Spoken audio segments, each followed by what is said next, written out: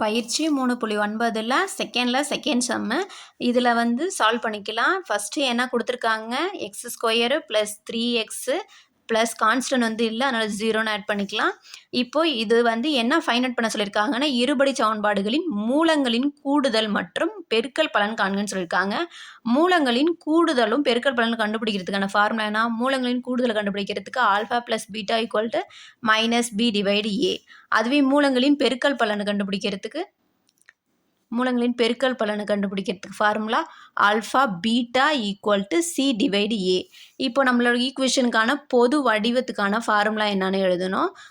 அதிலிருந்து தான் நம்மளுடைய ஏபியோட வேல்யூ நம்மளுக்கு தெரியும். அப்போ ax square plus bx plus c equal to 0.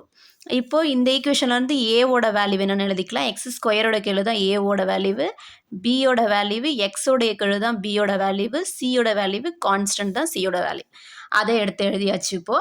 இப்போ நம்ம ஆல்ஃபா ப்ளஸ் மூலங்களின் கூடுதல் கண்டுபிடிப்போம். Alpha plus beta equal to -b divide a minus sign ஃபார்முலாவில் இருக்குது. பியோட வேல்யூவு 3 டிவைட் 1 ஈக்குவல் டு, அப்போ 1ஆல் எதை டிவைட் பண்ணாலும் அதே நம்பர் தான் வரும். இப்போ -3 ஆல்ஃபா ப்ளஸ் பீட்டாவோட வேல்யூவு -3. அடுத்தது மூலங்களின் பெருக்கல் பலன் alpha beta equal to c divide a formula. சியோட வேல்யூவு 0 டிவைடு 1. அப்போது ஆன்சர் என்ன வரும், 0 பை நம்பர்னா 0, நம்பர் பை 0னா தான் இன்ஃபினிட்டிவ். அப்போ 0 டிவைட் நம்பர்னா 0 தான். அப்போ ஆல்ஃபா பீட்டோட வேல்யூவு 0ன்னு கிடச்சிரும். இது நம்மளுக்கு என்ன கண்டுபிடிக்க சொல்லியிருக்காங்க, மூலங்களின் கூடுதலும் மூலங்களின் பெருக்கல் பலனும் தான் கேட்டிருந்தாங்க. கண்டுபிடிச்சாச்சு.